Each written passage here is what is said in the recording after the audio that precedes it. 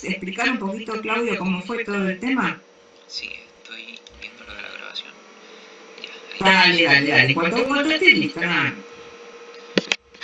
y comparto la pantalla. Dale.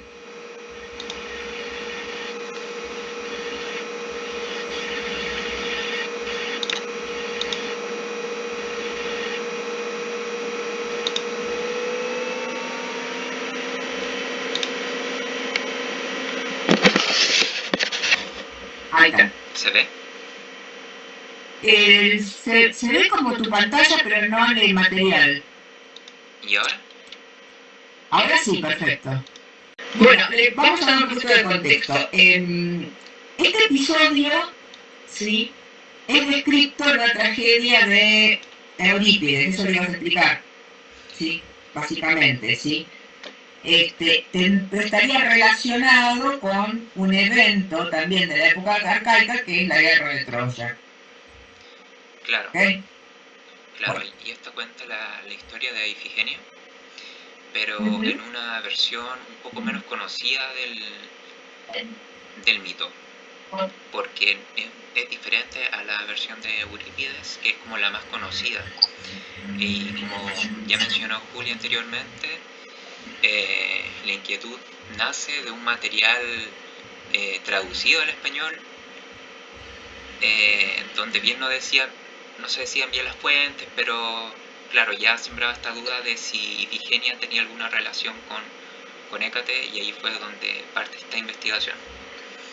Claro, pero también otra cosa, más que la relación entre Ifigenia y Hécate, el texto contemporáneo lo que decía es una generalización en la cual Hécate cumpliría esta función con cualquier doncella entregada en sacrificio, sobre el tema de los sacrificios, después voy a aclarar algo yo, ¿ok?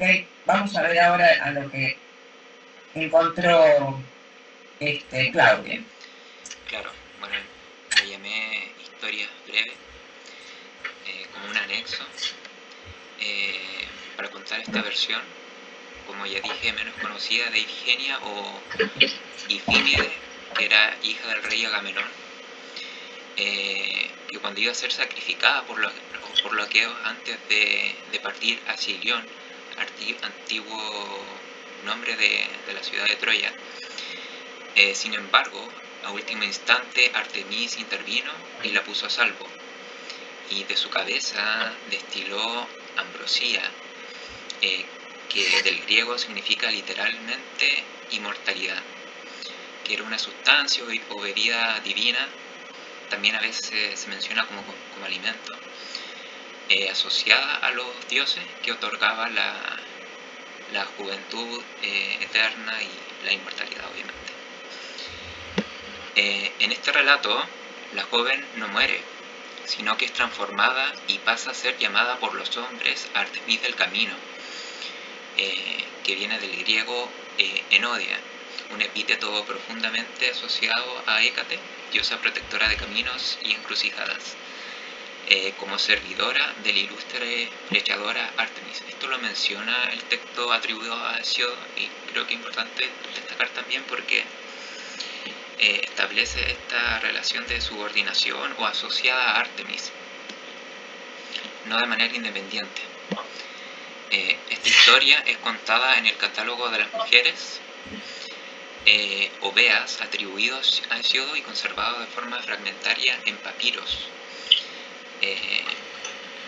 A ello se suma un testimonio de Pausanias, quien al citar esta obra explicita la identificación final, y dice así textual: sé que Hesíodo en el catálogo de las mujeres imaginó que Ifigenia no murió, sino que por decisión de Artemis es Hécate. Entonces, así, en esta variante del mito, el sacrificio no se consuma. En lo liminal entre la muerte y lo divino, Ifigenia es transformada y ahora es Hécate. Este es el texto original que yo copié textualmente del libro, porque resultaba ser que yo tenía el libro de Hesíodo y su fragmento, y se encontraba la historia. este fragmento, bueno, una de las cosas interesantes que dice es que pasa a ser Artemis del camino, como ya lo había mencionado, y es interesante porque pasa a ser llamada así por los hombres, lo que no necesariamente quiere decir que ese sea su nombre verdadero, sino que era como le llamaban los hombres.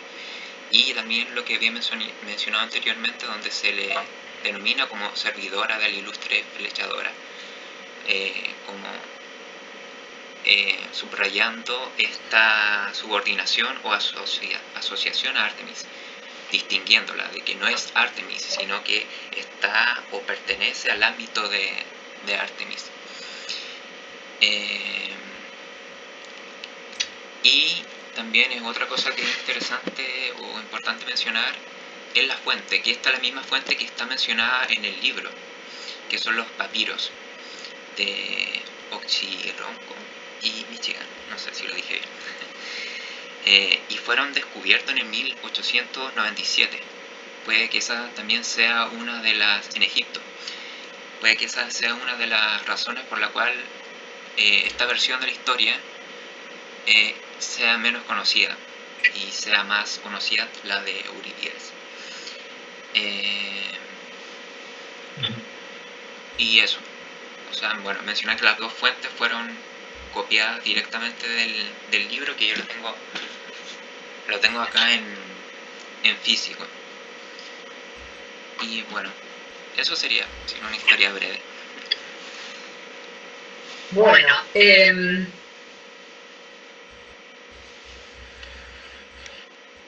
Hesíodo obviamente en sí, en la teogonía no habla nada de esto, y aparentemente no habría otra referencia escrita, salvo estos papiros, ¿sí?, acerca de la existencia de este texto previo a esta época, ¿sí?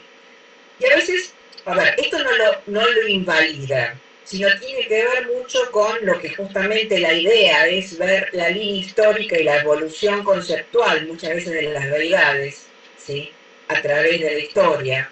Y como muchas veces había cuestiones que podríamos decir sociopolíticas, ¿sí?, en función de determinado tipo de atribuciones. ¿A qué voy con esto?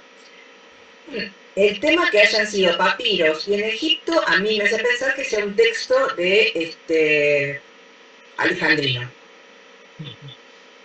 Entonces, digamos, de relativamente tardío.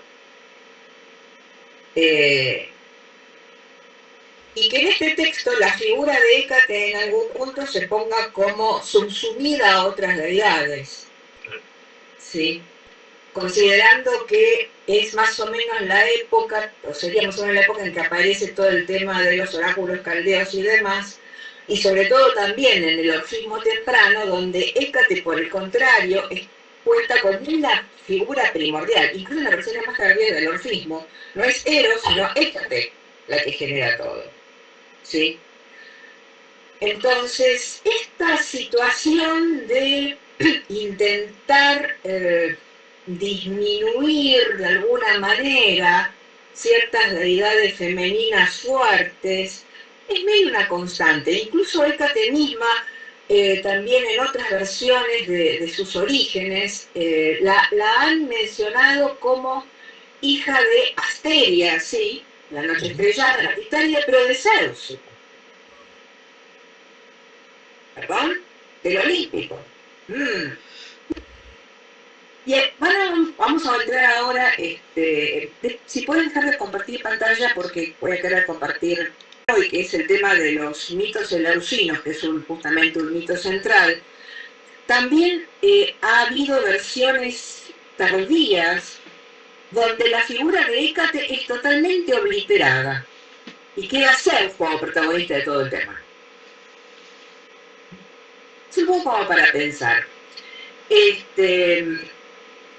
Insisto, acá no estamos hablando ni de palabras sagradas ni de palabras no sagradas, la teogonía no es ninguna Biblia, sino de una evolución conceptual.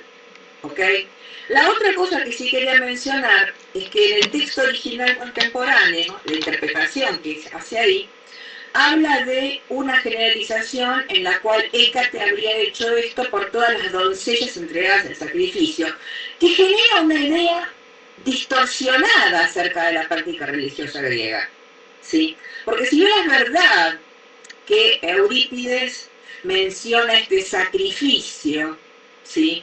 Primero que no es algo que en la Ilíada está. De hecho se menciona a las hijas de Agamenón, pero la Ifigenia ni siquiera aparece exactamente con este nombre, con un nombre similar, pero no este. Esto es algo que genera, digamos, Eurípides. Y todo el tema de los sacrificios humanos realmente eran muy excepcionales bajo los griegos, ¿sí? Tenía que haber una situación de guerra, tenía que haber una situación de hambruna, ¿sí? Algo realmente muy excepcional, que no era cotidiano, ¿sí? En la bibliografía de la época, la literatura de la época, vamos a encontrar básicamente que los atribuían a regiones como la Arcadia, regiones de naturaleza más rural, ¿se entiende esto que digo? Y no tanto de las polis propiamente dicho, que lo miraban ella como estos tipos que salvajes que son, ¿sí? Y esto la verdad que se tomó como un hecho, salvo en el 2016 que una universidad que estaba haciendo excavaciones en el monte Licaión, ¿sí? En la zona del Peloponeso, se sabía que ahí se adoraba a Zeus Licaeios, ¿sí? Que sería el Zeus lobo, digamos, ¿sí? Y que se le hacían sacrificios animales. El sacrificio animal estaba bastante, sí, digamos, común, era bastante común. De hecho, a Hécate se le sacrificaban cachorros negros de perros negros, ¿sí? Pero bueno, y cuando empezaron a hacer excavaciones en el altar a Zeus Licaeios, sí se encontraron muchos restos de animales, pero también el esqueleto de un adolescente, pero varón, ¿sí? Que fue datado de hace 3000 años más o menos, con lo cual también estaríamos en la época arcaica. ¿Sí? Y también, si tenemos, por ejemplo, en el mito del Minotauro, tenemos también sacrificios, pero que eran de doncellas y muchachitos por igual, no que hubiera una especial cuestión de la doncella sacrificada, como se podría deducir de lo que este autor pone, ¿se entiende? Sí. ¿Luciano querés decir algo o no? No, ¿o sí? No, le está dando una gesticulación de acuerdo. Ah, ok. ¿Se entiende esto? Por eso, a ver, ¿cuál es la idea de este espacio? La idea de este espacio es, sobre todo cuando tomamos material contemporáneo, preguntarse, ¿y de dónde saca esta la información? Bueno, si me da la referencia, la voy a buscar. A ver si es exacto lo que dice. ¿Sí? Y trato sobre todo de ver quién lo dijo, cuándo lo dijo, dónde lo dijo. ¿Sí? Pero sobre todo el cuándo, en qué momento lo dijo. ¿Sí? Yo recuerdo una discusión, no me acuerdo si en Facebook, en YouTube o dónde, de dos personas que discutían, una que Hécate era una diosa luminosa y la otra que era una diosa oscura, ¿viste? Y no sé. Papito, y depende mucho, sobre todo primero que serían ambas aspectos, y sobre todo depende de en qué momento. Si tomamos la concepción en la época que estamos viendo ahora, del siglo de oro, 500 a.C., y era más citónica, más nocturna, digamos. Si la tomamos más tardíamente, ya bajo el Imperio Romano, en Alejandría, cuando empieza el neoplatonismo, el hermetismo, los oráculos caldeos, y vamos a encontrar una imagen de salvadora directamente, ya no solamente por el tema de lo que vamos a ver ahora de los mitos eleusianos, ¿sí? Sino también por esta idea de Hécate como esta alma del mundo. ¿Se entiende esto que digo, no? Porque si nos quedamos con una línea de un post de TikTok, vamos a andar mal. Bueno, entonces permítanme que me voy a mi pantalla, que no sé. A ver, más, perdón. A ver. ¿Cómo tenía que hacer acá?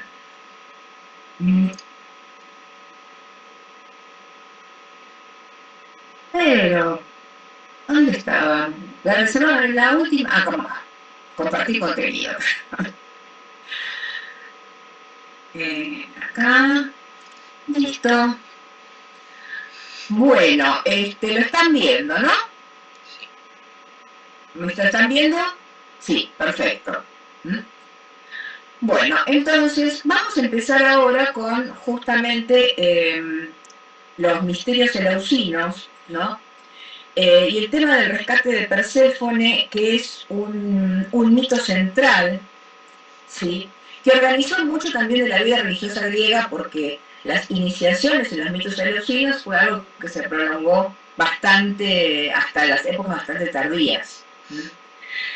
¿Qué es lo que pasa en este mito? Básicamente, Deméter tiene una hija, inicialmente llamada Coré, que es la manera en que se denominaba las doncellas, digamos, vírgenes e inocentes, que era muy bella.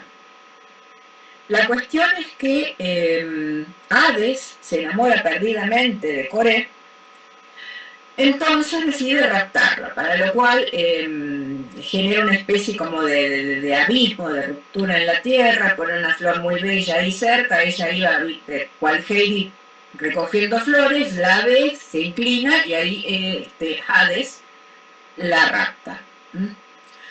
Frente a la desaparición de su hija, Deméter cae en un estado de desesperación absoluta, donde empieza a recorrer toda la tierra llorando, llamándola, al punto que se olvida completamente de sus deberes. Entonces la naturaleza toda empieza a morir. Las cosechas se secan, mueren. La humanidad entra en una hambruna espantosa y empieza a pedir ayuda, ¿sí?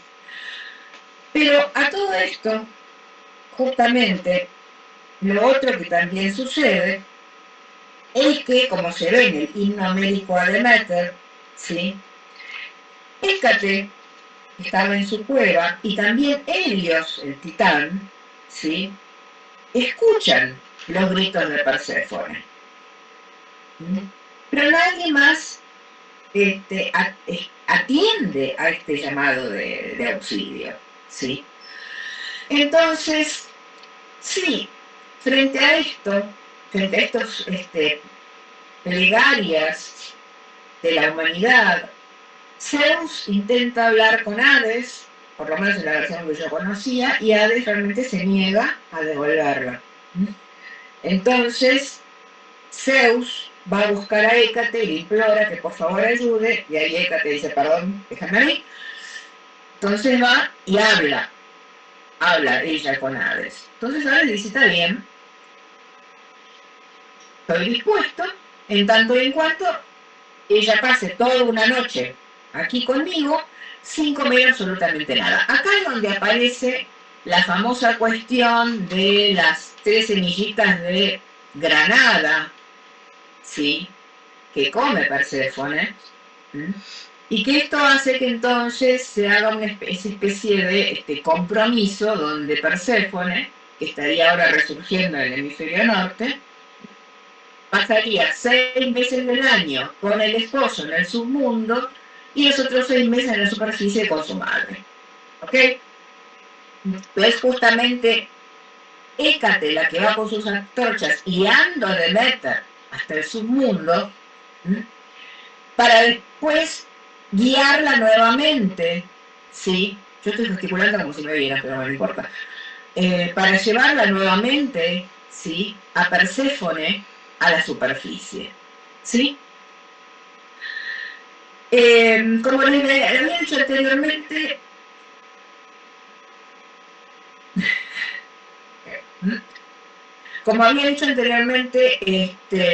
esta versión del mito Posteriormente también sufrió modificaciones donde la figura de Hécate desapareció directamente y se dejó como a Zeus a cargo de todas estas negociaciones y de la salvación y todo lo demás. La preeminencia de los misterios eleusinos obviamente lo que generó fue que evidentemente esta versión no fuese la preeminente, ¿sí? Y Hécate preservara el lugar que le corresponde. ¿Tá? Después hay otra versión que yo leí, qué sé yo, debe haber sido en los 70s, o tal vez fines de los 60, no me acuerdo, imagínense. Pregunté a 50.420 eruditos, pregunté a la inteligencia artificial, no la encuentran. Lo más que me han dicho es que es posible que, más por la época, fuera una reinterpretación correspondiente a esa, no voy a decir primera oleada del feminismo, pero la más fuerte, que es de los 60-70. Una de las más fuertes. Y en esta versión es tan interesante porque yo se las paso, después vean qué hacen con ella. En esta versión, vieron que les había dicho que Demeter había decidido que su hija en algún punto permaneciera siempre su hija, siempre inocente, siempre virgen, niña eterna si queremos, ¿sí? Y en esta versión, lo que sucede, y yo en su momento no lo entendí, sinceramente, mi concepción que tenía de Afrodita no coincidía con esto que estaba leyendo, que Afrodita frente a esto le parece que es algo que no puede ser aceptable.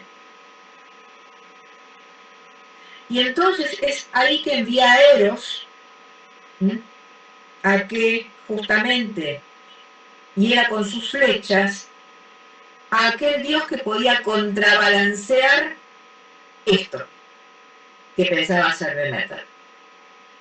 Y ahí es donde Hades queda herido por las flechas de Eros y no le queda otra que raptarla a Perséfone.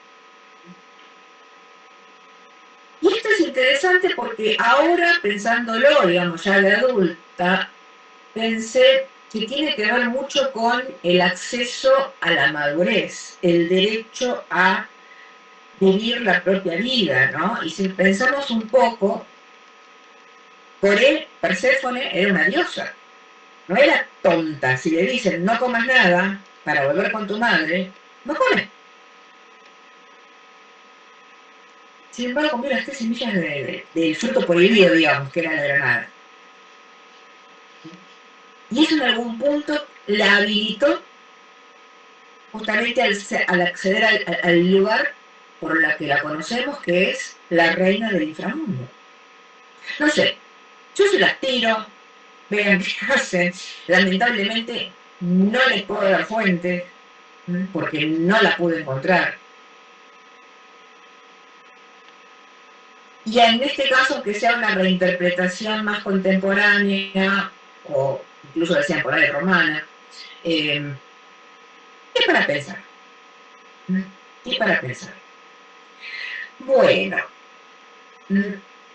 entonces, ¿alguna duda con respecto a esto?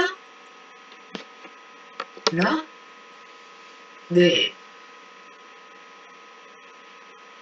Bueno, todavía vamos a seguir un texto más con la línea anterior. Julia, una nota. ¿Esto no es de la metamorfosis de Ovidio?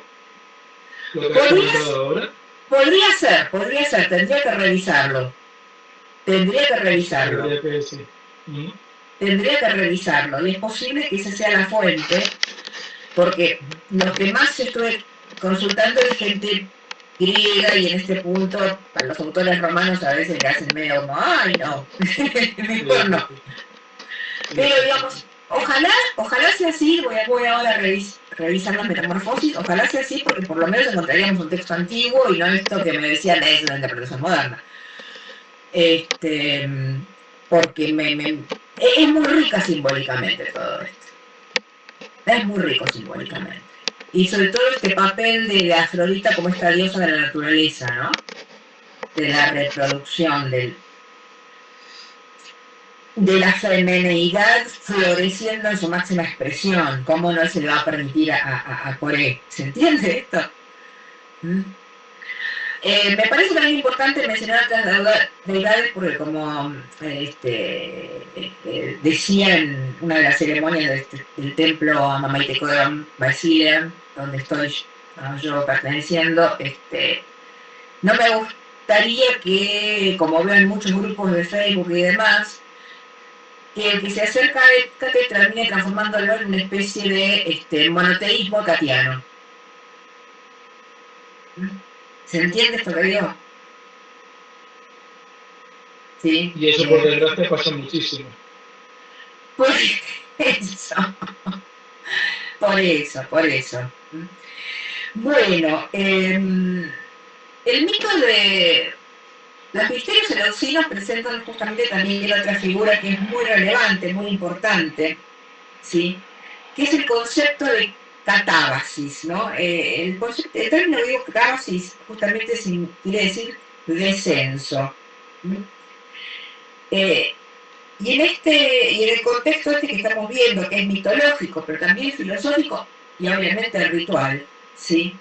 Se refiere justamente a este descenso al inframundo, este descenso al mundo de los muertos, que es un tema muy, muy central en la mitología griega, también en los misterios antiguos, porque si revisamos muchos mitos, encontramos a héroes, a dioses, a iniciados, que justamente hacen esta catábasis como parte de ese viaje de transformación, de esta muerte simbólica y renacimiento, donde tenemos, por ejemplo, a Orfeo, que desciende justamente al reino de Hades a buscar el Eurídice, Heracles, que baja para capturar el Cerbero, obviamente también Perséfone, si queremos, hace esta catábasis cíclica cada año. Y obviamente, tanto en la literatura órfica como eleusina, el iniciado necesita descender simbólicamente como parte del ritual. De hecho, tenemos incluso en la civilización sumeria, ahora te contesto, ¿sí? Todo el tema del descenso de Ishtar y cómo Ishtar se tiene que ir despojando de todas sus joyas y todo hasta llegar prácticamente desnuda, ¿sí? Frente a Ereshkigal, su hermana.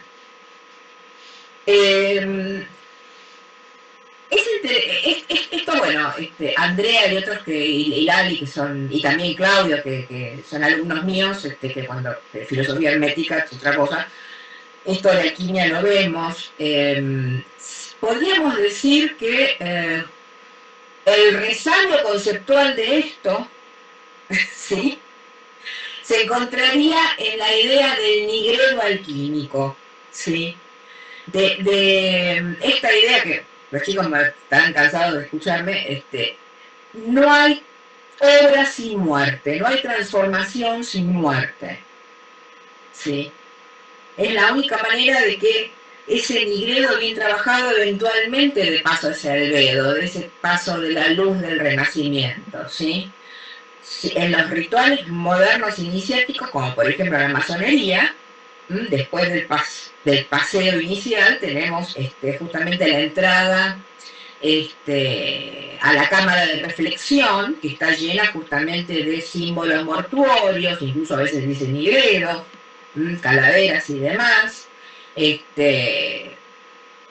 En el ritual 00 de iniciación de la aurora dorada también después hay una parte donde al iniciado, después de las pruebas iniciales, se lo deja en reflexión, ¿no? Donde simbólicamente lo recibe Anubis y dice que el difunto entra en la tumba para que pueda renacer, ¿no? Y después se lo va a buscar para empezar la ceremonia de iniciación propiamente dicha, ¿sí? En los rituales católicos por ejemplo, consagración de monjas y sacerdotes, tenemos lo mismo, donde la persona, uno la ve que se tira al piso y se lo cubre con una especie de sudario. Y incluso en el caso de las monjas, emerge con otro nombre. Porque su ser mundano tuvo que perecer para dar lugar a otra cosa. ¿Se entiende esto que digo, Luciano? ¿Ok? Entonces, sí, marca mucho todo lo que sea, digamos, los ámbitos herméticos ocultistas modernos. Sí, esta idea de la catábasis, ¿sí? Bueno, ¿alguna duda de esto? Porque justamente acá, porque también lo mencionamos, porque Hécate, justamente, una de las grandes funciones con las cuales se veía también en el mito, es esta guía de almas, ¿no? Esta función de psicopompos, muchas veces acompañada también por Hermes, ¿sí?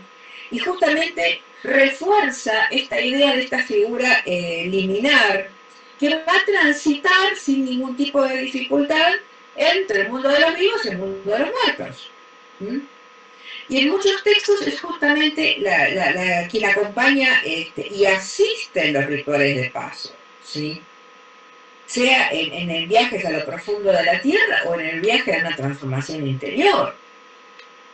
¿Cuántas veces nos hemos encontrado en alguna encrucijada de vida donde realmente no sabemos para dónde ir y queremos la guía de Hécate?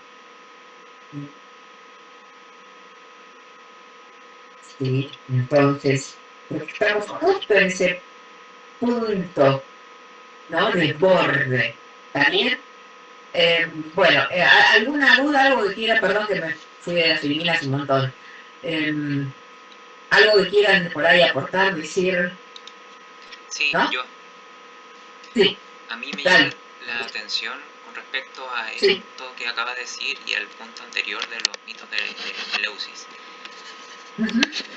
Yo alguna vez tuve una discusión con alguien que decía que Hécate era una diosa oscura porque era dentro. Y yo se lo cuestionaba y decía que, por ejemplo, en el mito de Eleusis, Hécate acompaña a Demeter. Según yo creo más por su función como psicopompo de poder llegar al inframundo, más que por su título de cetónico. Porque Demeter también tiene el mismo título y aún así no bajó sola. O sea, si ese título la convierte en diosa del inframundo, Demeter pudo haber bajado sola. Cosa que... Claro, sí, te escucho. Sí. Sí. Cosa que cambia, por ejemplo, con Eros, que en su himno órfico, que me parece como uno de los más potentes de hecho, se menciona expresamente que tiene, aquí dice, guardador de las llaves del cielo, de la tierra, del aire, de los extensos mares, de cuanto contienen los reinos fecundos de Demeter, del lúgubre tártaro, cuya vigilancia ejerce por decreto.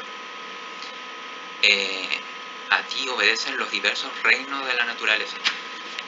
Me parece interesante porque a Hécate en estos mismos himnos se le atribuyen esos tres reinos del cielo, tierra y mar.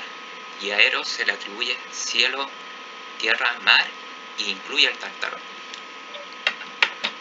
Pero recordemos, y de la clase, esto está de la clase anterior, que Eros, ¿sí? Y la Bella decía una teogonía, que sería texto base, está entre los dioses primigenios. ¿Te acordás cuando vimos el tema de las cualidades primarias y secundarias, que hablamos de justamente el frío y el calor, el poder de la unión y el poder de la separación, y hablamos justamente de el frío relacionado con la fuerza de Eros? Porque se toma la conceptualización de Eros como esta fuerza primigenia que emerge de este caos primordial, y que es el que va justamente a obligar en algún punto que estas otras deidades se unan entre sí para generar una otra cosa. ¿Se entiende? Sí, eso mismo lo asocié cuando lo leí. Por eso, a veces nos quedamos mucho ya con la imaginería más posterior, ¿no? Del justo con doble T, ¿viste? El angelito gordito ahí con las alitas, y nos olvidamos de esto, ¿sí? Ahora se entiende más porque Empédocles dijo, no, bueno, cualidad primaria, las raíces elementales, es el frío que une o el calor eris que separa, la discordia. ¿tá? Y tenemos que entender y corrernos de ciertas anteojeras que a veces deja el monoteísmo, ¿no? Es decir, el Dios de esto, el Dios... Hay incumbencias que a veces lo que puede variar, a ver, porque si vamos a la genealogía que marca Hesíodo, ¿sí? En última instancia, Eros es previo a Hécate, porque Hécate es hija de Perses y Asteria, ¿está bien? Podríamos decir, Hécate puede nacer porque Perses y Asteria, a través de esa fuerza de unión de Eros, ¿sí? Empezaron a generar, ¿se entiende esto? Y varios dioses pueden compartir incumbencias, incluso dentro del mismo panteón. ¿Está bien? ¿Se entiende? No es una cuestión extraña, tenemos que realmente salir de salir de la caja, ¿sí? La discusión que tuviste de esto de la diosa oscura, y esto lo vamos a ver ya cuando empecemos el tercer módulo, el programa está subido en los archivos, cuando vemos la demonización de Hécate durante la Edad Media, básicamente, ¿sí?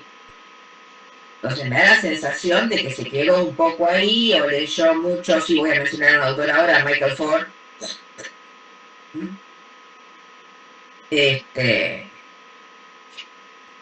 Tiene un aspecto oscuro, tiene un aspecto que incluso a algunos se le puede revelar como salvaje. ¿Sí? ¿Sí? Sí, lo que pasa es que intentar entender, sobre todo una titánide como Hécate, con nuestra pobre mente humana, es... Bueno, hacemos lo que podemos y como podemos, ¿sí? ¿Se entiende, Claudia, esto? Sí. Son incumbencias que no necesariamente son incompatibles. ¿Está? Bueno, justamente todo lo que son las doctrinas órficas y pitagóricas, ¿sí? Que ponen todo este énfasis en lo que es la transmigración del alma, la purificación espiritual, justamente encuentran que Hécate es compatible con todas estas creencias que tenían, ¿sí? Y como vemos acá, este fragmento de los signos órficos, dice, Hécate, guardiana de las llaves del cosmos, guía a las almas hacia la purificación y el descanso. Como vemos, es un aspecto, digamos, más bien luminoso, no necesariamente oscuro, malo, negativo, o lo que fuere, ¿sí? ¿Está? Si revisamos un poco la obra de Eurípides, que como habíamos dicho es una fuente muy rica de material, de información, por ejemplo, en Medea vamos a encontrar esta relación entre el culto a Hécate, la hechicería, pero también la devoción, ¿sí? Recordemos un poquito la tragedia, ¿sí? Que también más o menos por la fecha podemos ver que es siglo III, siglo IV aproximadamente, ¿sí? Antes de la era común. Se la presenta como esta hechicera muy poderosa, ¿sí? Pero también como sacerdotisa de Hécate, ¿sí? Y en la obra, de hecho, Medea invoca a Hécate como su protectora, como su aliada, ¿sí? En sus planes de venganza. Donde dice, por la diosa que más venero, mi protectora Hécate, que habita en el santuario interior de mi casa, ninguno de ellos herirá mi corazón y se saldrá con la suya. Y también agrega, Hécate, reina de los caminos y soberana de la magia, acompáñenme en mi venganza. Entonces, como habíamos dicho que había sucedido durante el siglo de oro, ¿sí? Acá podemos ya ver cómo se subraya este papel de Hécate como patrona de la magia, de las artes ocultas, y la pone justamente a Medea como una de sus devotas más importantes. Recordemos que lo que pasa, ¿alguno de estos ustedes conoce el tema de Medea? Alguien no, el que no, se saque el micrófono y me lo dice, se lo cuento. No. Bueno, No lo conozco. Bueno, básicamente Medea ayuda a Teseo en la búsqueda del vellocino de oro. Teseo se casa con ella, ¿sí? Y lo que sucede, tiene hijos con ella, pero el señor se enamora de una princesa, una jovencita, y decide dejarla a Medea a vivir sola con sus hijos, y se va con la princesa. Entonces en venganza Medea le mata a los hijos.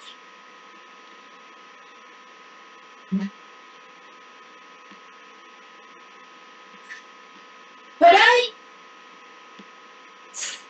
con los ojos contemporáneos nos parece una cosa espantosa. ¿Alguien tiene algún otro detalle del mito, si me estoy acordando bien, de los que lo conocen?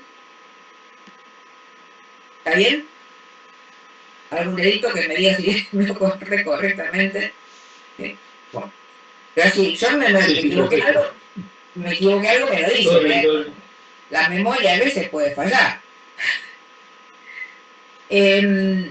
Si lo vemos con los ojos contemporáneos nos parece obviamente horripilante, pero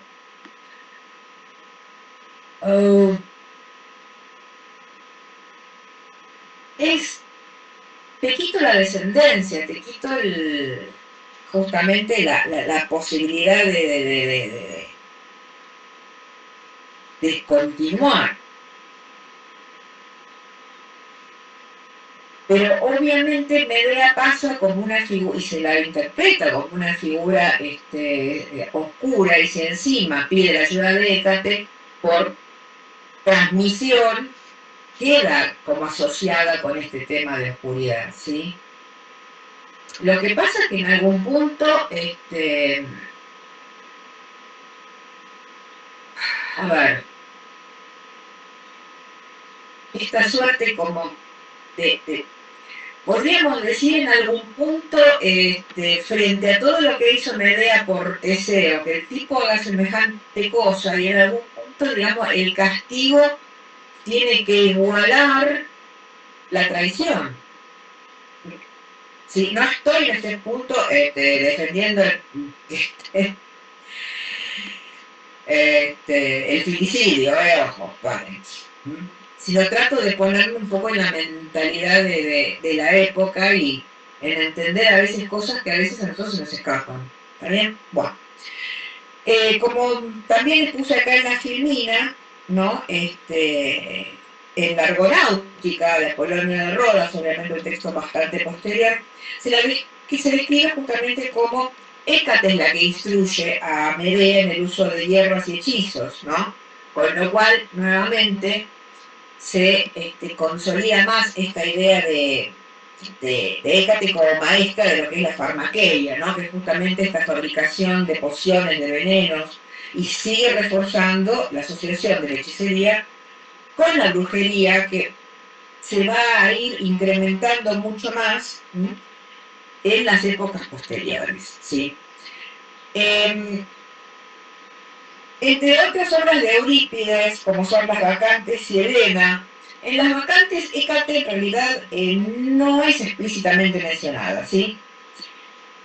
Aparece más, si queremos, en esa suerte de atmósfera de misterio, de transgresión, justamente que rodea todo el tema de las Ménades, seguidora de Dionisio. Y justamente la conexión de Hécate con rituales extáticos nocturnos podría sugerir una influencia en este contexto. En Helena tampoco aparece directamente, ¿sí? Pero sí aparece todo el tema del uso de la magia, la ilusión de la trama, la manipulación de la realidad, todo el tema de la manipulación del invisible. ¿Está bien? ¿Se entiende? Pues no las puse porque no había cita explícita que pudiera dar. Esto sí me parece importante. Sí, hay una tradición oral que justamente que nos cuenta que cuando Medea huye a Corinto, ¿sí?, deja caer ciertas semillas y empiezan a crecer, hierbas mágicas que empiezan a crecer en estas montañas del norte de Grecia, ¿no?, especialmente en Tesalia. Esto hace que estas plantas, bueno, crezcan, ¿no?, y que den origen a la fama de las famosas brujas de Tesalia como hechiceras poderosas, ¿sí? Y nuevamente sigue subrayando esta conexión de Medea, Hécate, la tradición mágica, sobre todo del norte de Grecia, ¿sí? En el imaginario griego, esta imagen de las farmáquidas de Tesalia fue muy importante, sobre todo.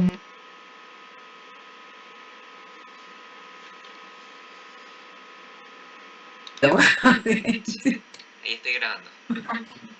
Dale, buenísimo. Bueno, estaba donde, con las, espere que comparto pantalla otra vez. Comparte, ventana 4, acá. Esta.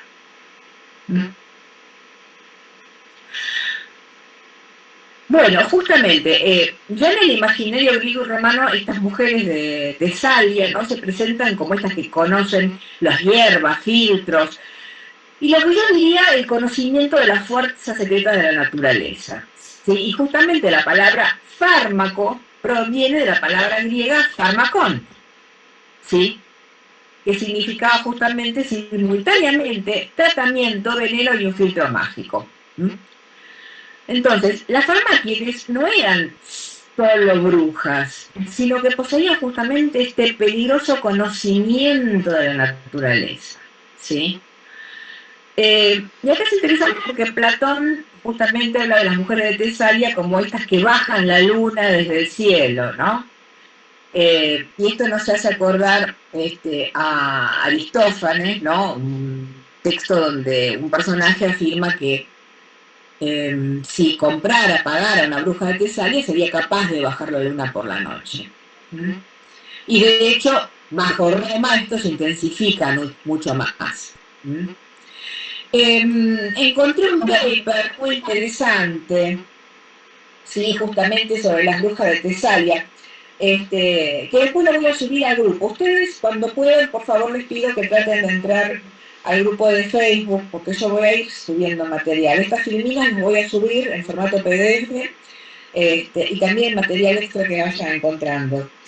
Donde en realidad lo que estaba este doctor, creo que en historia, que Aglanice, una de las brujas de Tesalia más conocida, ¿sí?, es altamente probable que fuese astrónoma.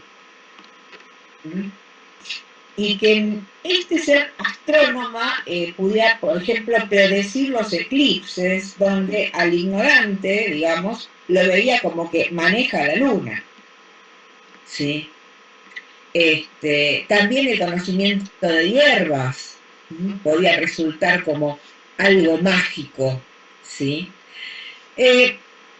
Obviamente muchos, y sobre todo en la publicación esa que traduje como pude con el traductor de Google apurada, que subí al grupo también sobre las brujas de Tesalia, prometo hacer la traducción como la gente,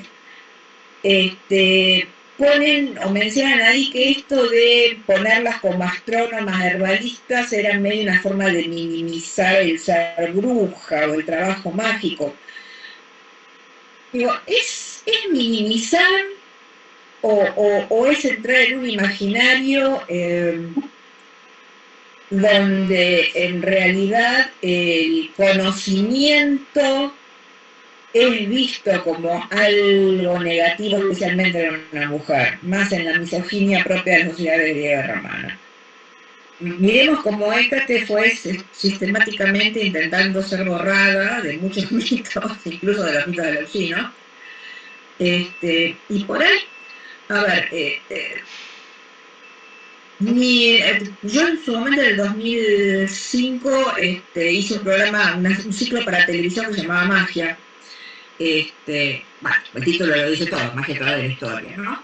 Y aparece ahí mi maestro de Inglaterra, que me introdujo justamente en el tema de Hécate, donde él habla de los Magi, los magos persas, y él dice, en realidad eran científicos. Lo que pasa es que muchas veces el ego que mira ciertas cuestiones científicas lo ve como magia.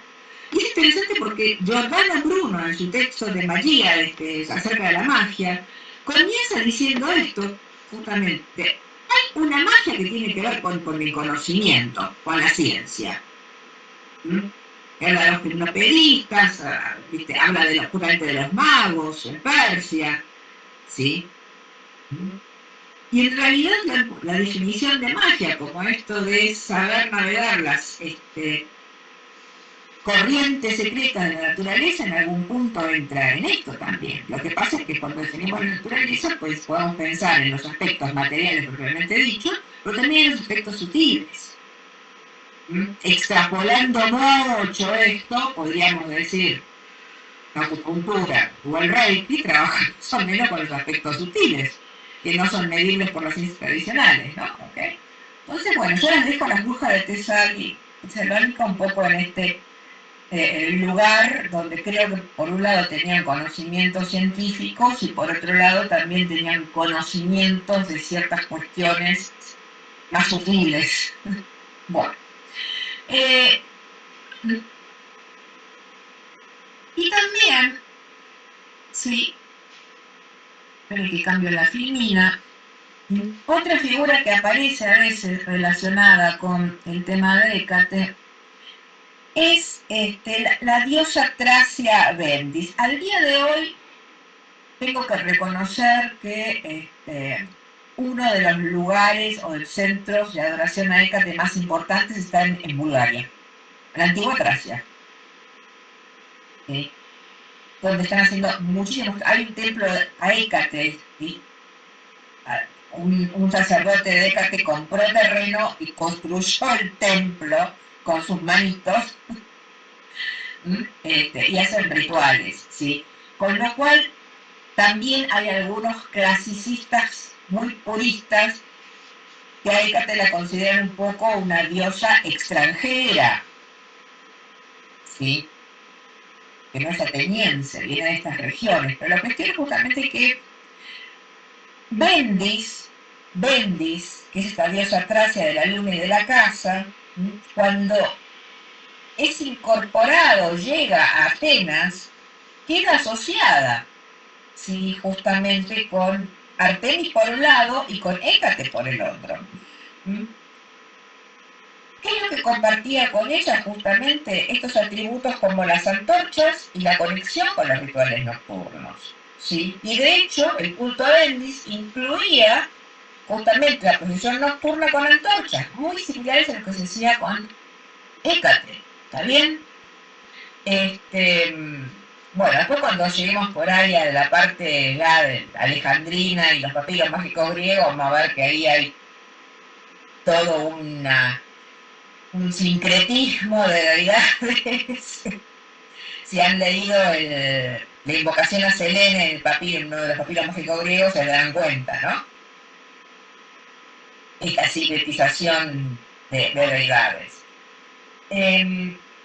Entonces, podemos ver que Hécate, ¿sí?, evolucionó desde el papel en la teoría del Hesíodo, como una deidad en algún punto a favor de las fuerzas de la luz, si queremos, o del orden, para ser más exacta, hacia una deidad citónica más vinculada, como veníamos viendo, con todos los misterios relacionados con la magia, con la muerte,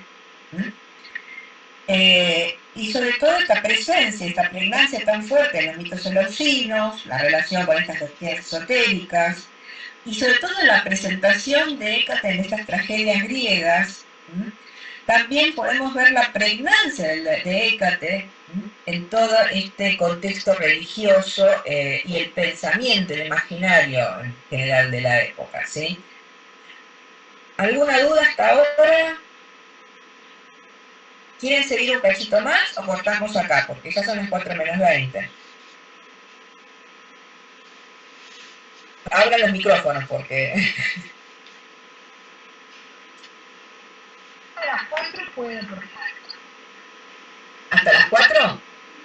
Ah, perfecto. Ok, ¿los demás? También. Yo coincido. Ok.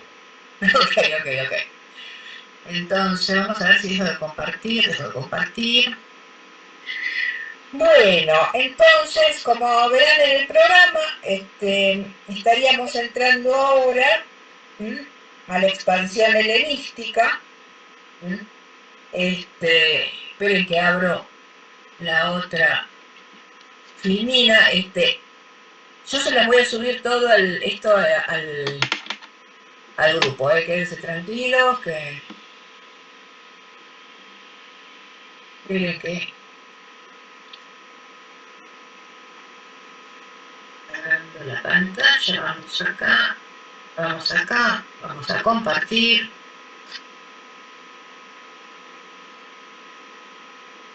Bueno. Entonces, bueno, la gente que son unos míos debe estar también bastante cansado de esto, ¿no? ¿Qué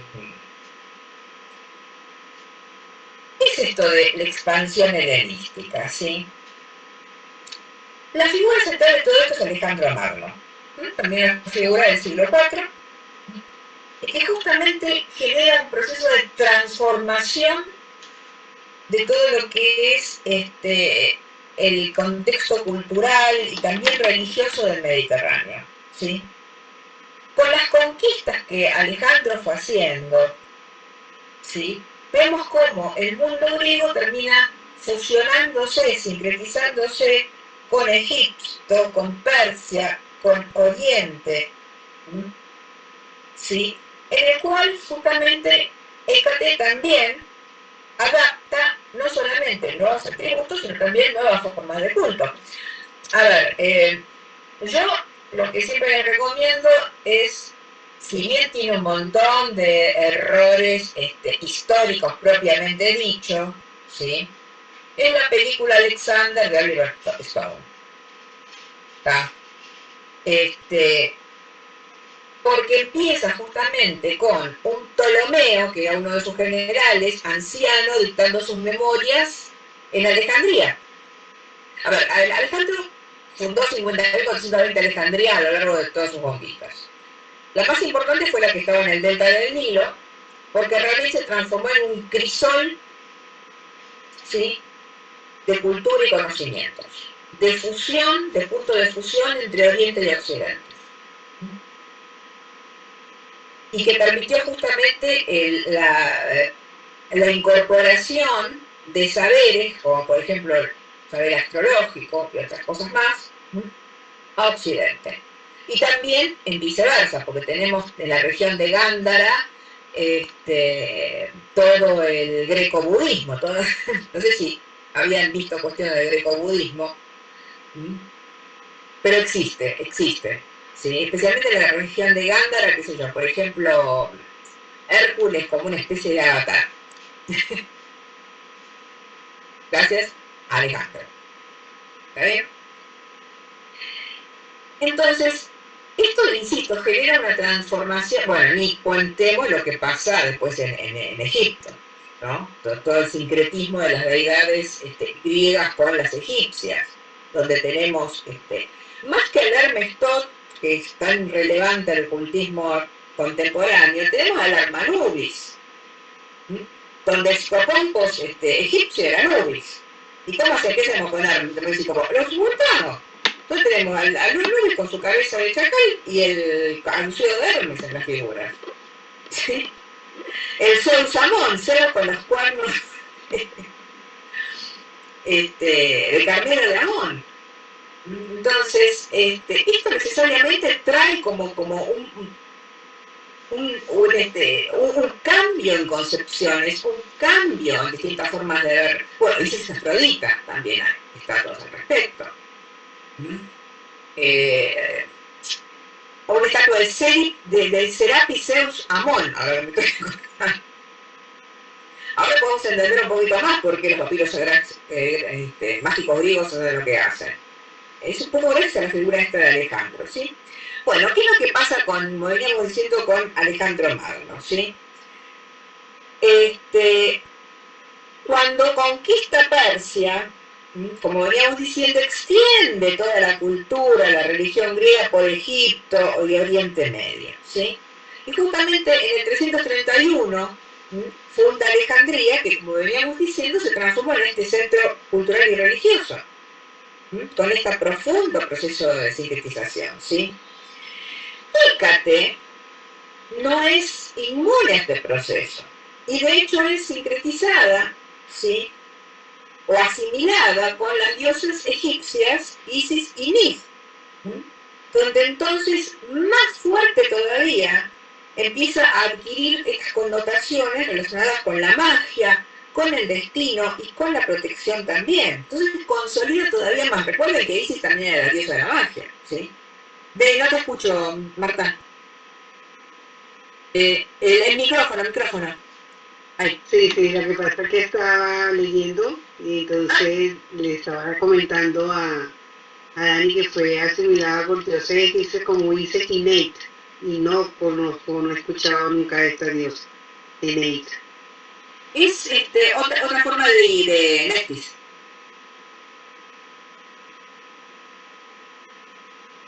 Si no, se da memoria, sí.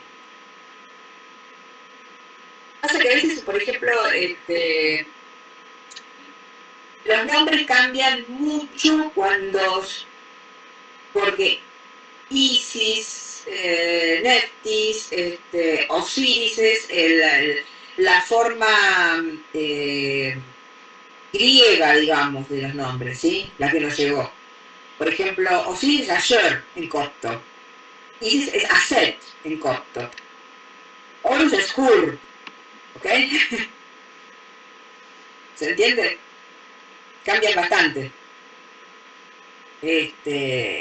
Bueno, volvamos a Hécate. Recordemos que Isis es lo que debe a la magia, ¿sí? Justamente lo que conoce el nombre secreto de Ra, gracias a esto, puede resucitar a Osiris, reconstruirlo y resucitarlo. Bueno, acá tenemos un fragmento de un papiro helenístico que dice: en Alejandría, las enseñanzas de los sacerdotes mezclaban los nombres de los dioses, y la tríada de Hécate, Isis y Selene era invocada en sus ritos nocturnos.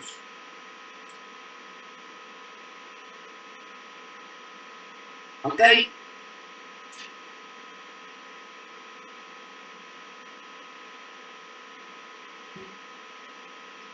Entonces,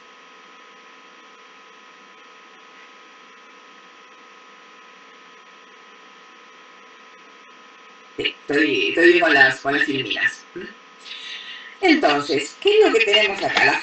Una cosa que es importantísimo, que duele mucho, hasta Carl Sagan todavía lloraba por ello, ¿sí?, que es la fundación de la biblioteca, que es justamente el Museo de Alejandría, ¿no?, donde los sacerdotes, los filósofos, ¿sí?, porque había muchísimo respeto, obviamente, por las creencias de otros países, ¿sí? Entonces, nuevamente, no es que se iba a imponer, ni siquiera los romanos hicieron eso, la nueva religión, sino intentar encontrar alguna forma de fundirlas, de unificarlas de alguna manera. Entonces, justamente intentaron combinar estas creencias griegas con todo lo que fueran las creencias locales. Entonces, justamente a partir de esta asociación con la figura de Isis y Neftis, es donde Hécate empieza a ser vista como esta diosa de este conocimiento oculto, se le otorgan poderes oraculares, ¿sí?, y empieza a devenir más en esta guía para aquel que busca esta sabiduría oculta.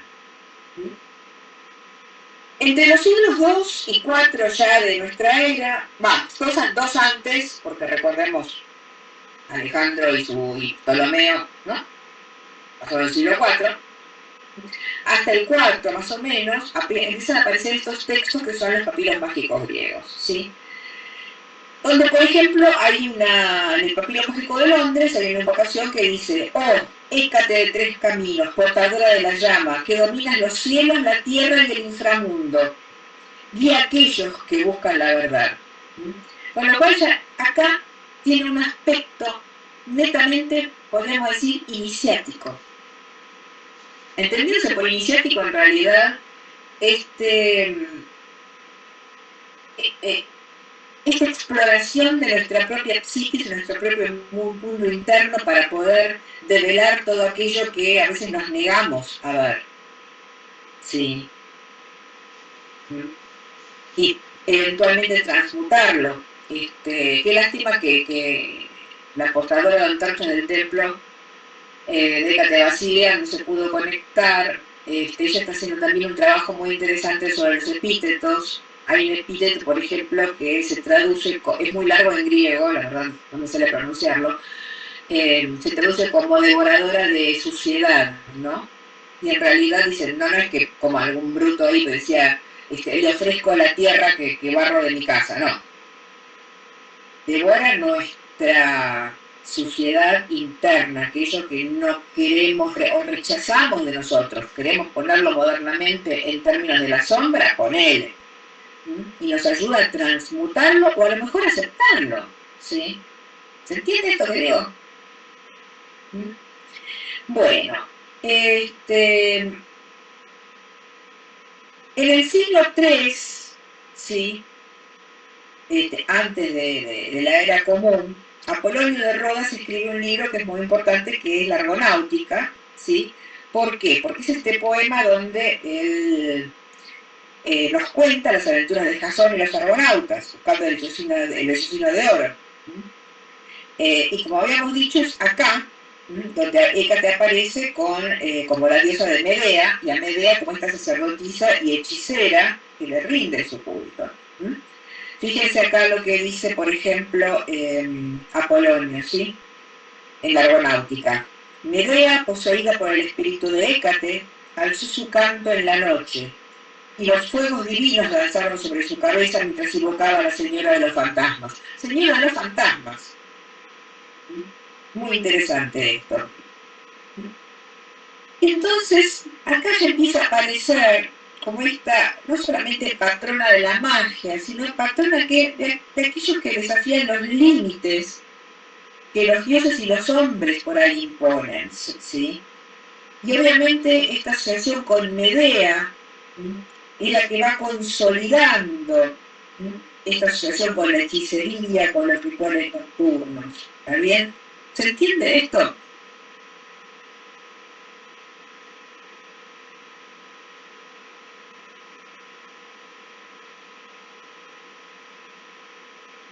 Entonces, justamente, esta expansión de la cultura helénica, gracias a Alejandro, ¿sí?, transformó por completo el culto de Hécate, porque justamente incorpora elementos de otras tradiciones, la consolida, ¿sí?, como esta deidad justamente que guía las transiciones, la magia, pero también la protección.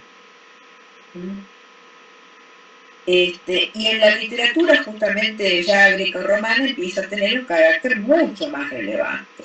¿Está bien?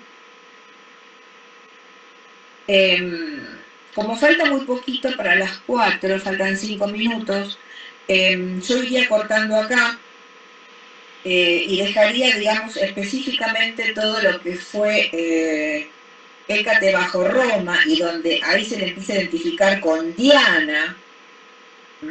De hecho, si no me equivoco, la celebración a Hécate en agosto, creo que el 13 de agosto, en realidad es un producto justamente de esta sincretización con Diana. ¿Está bien?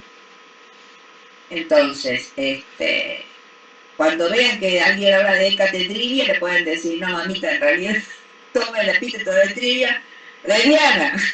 Si querés decirte la diosa de las encrucijadas, decís más vale Trioditis, es la palabra griega.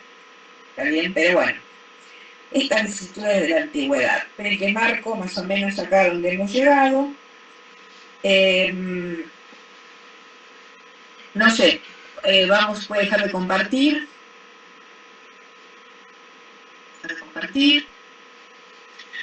Bueno, por favor me enciendan los micrófonos.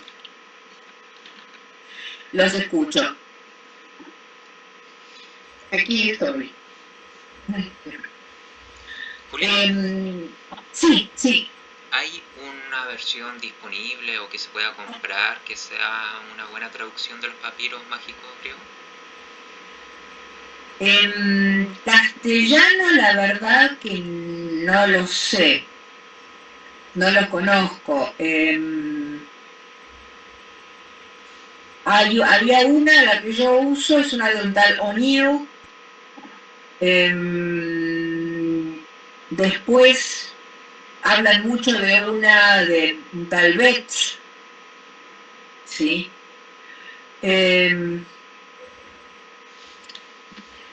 Después, bueno, después sí tengo un amigo que habla griego antiguo y que tradujo él. Creo que me pasó una copia por algún lado, pero tendría que ver entre mis carpetas dónde puede llegar a estar esa traducción que hizo mi amigo. Sí,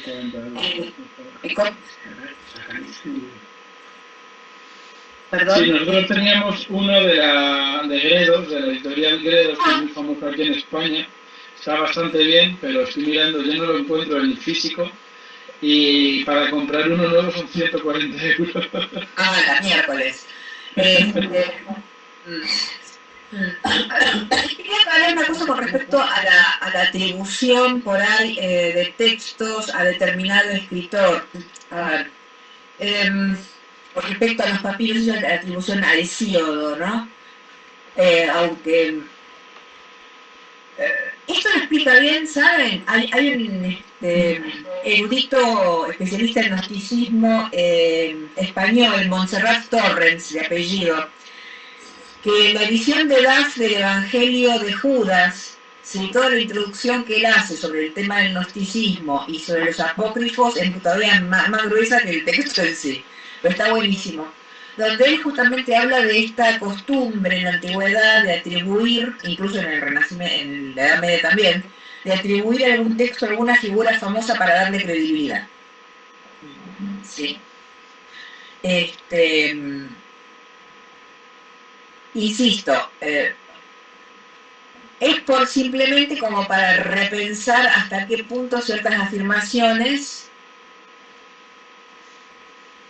las podemos tomar tan así, o decir, bueno, generar un signo de pregunta y decir, ok, digamos que sí. Como por ejemplo los poemas homéricos. Los poemas homéricos en realidad, salvo la Ilíada y la Odisea, los poemas homéricos se los atribuyen a Homero, porque el estilo en el que están escritos es similar al de la Ilíada y la Odisea, ¿sí?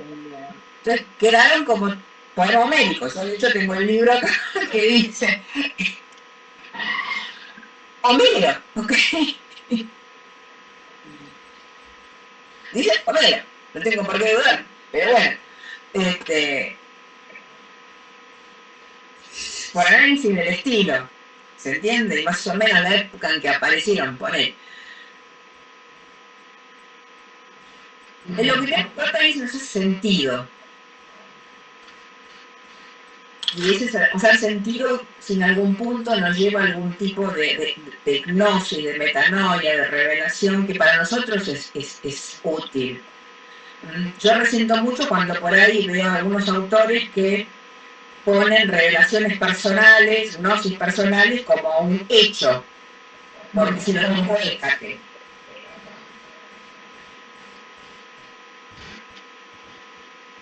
Pero caemos en el profeta del Antiguo Testamento. Sí. A veces todos podemos llegar a sentir en algún momento que Hécate nos habló o nos dio una respuesta o lo que fuere, pero eso es algo mío. Desde mi experiencia con la verdad, es el lazo que yo hice. ¿Se entiende esto? Por eso a mí me interesa volver a las fuentes. En archivos, donde son archivos del grupo de Facebook, ¿sí? Van a encontrar justamente un listado de bibliografía también, que pueden consultar, ¿sí? Como para buscar, bueno, ¿de dónde puedo leer tal tema? Bueno, de tal autor antiguo, ¿ok?